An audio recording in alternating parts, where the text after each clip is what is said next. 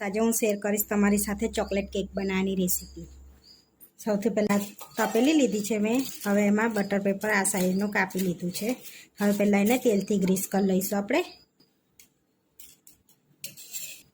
આ રીતે તેલથી ગ્રીસ કરી લેવાનું છે પહેલાં।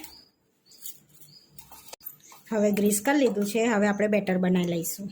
બેટર બનાવવા માટે આપણે 1/4 કપ મેદો લઈ લઈશું।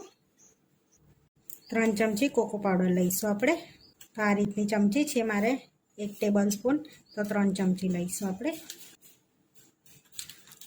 પરફેક્ટ માપ સાથે લઈશું। 1 ચમચી 3 ચમચી આપણે ખાંડ લઈશું દરેલી। 3 ચમચી।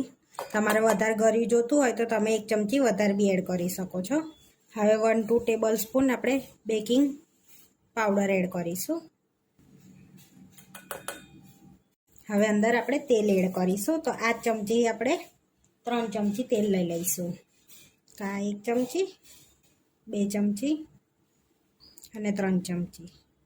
હવે આ કેક આપણે પાણીમાંથી બનાવીએ છીએ। તમે દૂધ બી એડ કરી શકો છો। મેં અહીં આગળ પાણી એડ કરું છું। તો આપણે 3 મોટી ચમચી પાણી લઈ લઈશું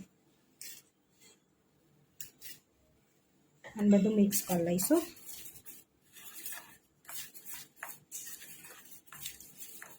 અહીંયા ગાંઠો ના પડે ને એવું બેટર આપણે તૈયાર કરી લેવાનું છે। તો આ રીતનું આપણે બેટર રાખવાનું છે। જોઈ શકો છો આ રીતે થોડુંક ઠીક રાખવાનું છે।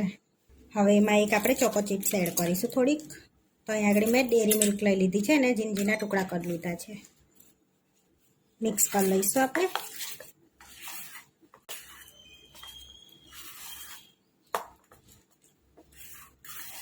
હવે મિક્સ થઈ ગયું છે। હવે આપણે બટર એ તપેલીમાં એડ કરી દઈશું બેટર આપણે।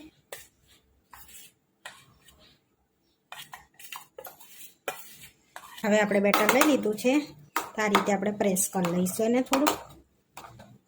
આપણું બેટર કમ્પ્લીટ ફેલાઈ ગયું છે આ રીતનું।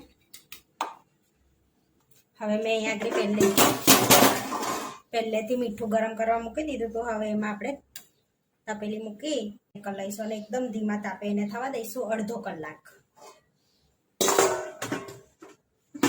ઢાંકીને। હવે આપણે ચેક કરી લઈશું આપણી કેક 30 મિનિટ થઈ ગઈ છે। 30 મિનિટ ને 25 મિનિટમાં આપણો કેક એકદમ ફૂલી ગયો, એકદમ સરસ એમ ફૂલી ગયો છે। તો હવે આપણે ચેક કરી લઈશું। તો અહીંયા જો એકદમ ક્લીન આપણી સ્ટીક બહાર નીકળી છે, એટલે આપણી કેક રેડી થઈ ગઈ છે। તો ગેસ બંધ કરીને આપણે હવે થોડીક ઠંડી થવા દઈશું કેકને। જોઈ શકો છો એકદમ સરસ આપણી કેક ફૂલી ગઈ છે। હવે ઠંડી થાય એટલે આપણે કાઢી લઈશું। હવે ઠંડી થઈ ગઈ છે। હવે આપણે સાઈડમાં પહેલાં કાઢી લઈશું આ રીતે બટર પેપર કાઢી લઈશું આપણે।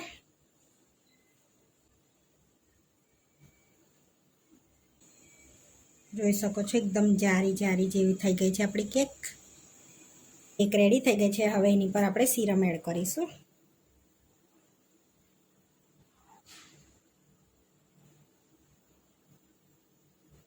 હવે કટ કરીશું આપણે।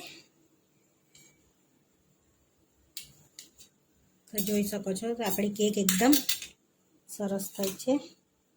એકદમ આપણી કેક એકદમ પોચી અને જારી જારી પડી છે અંદર। આપણી કેક બનીને રેડી થઈ ગઈ છે। આવા વિડીયો જોવા માટે મારી ચેનલને સબસ્ક્રાઈબ કરો, લાઈક કરો અને શેર કરો, અને તમે જરૂરથી ટ્રાય કરો। ફરી મળીશું નવા વિડીયોમાં।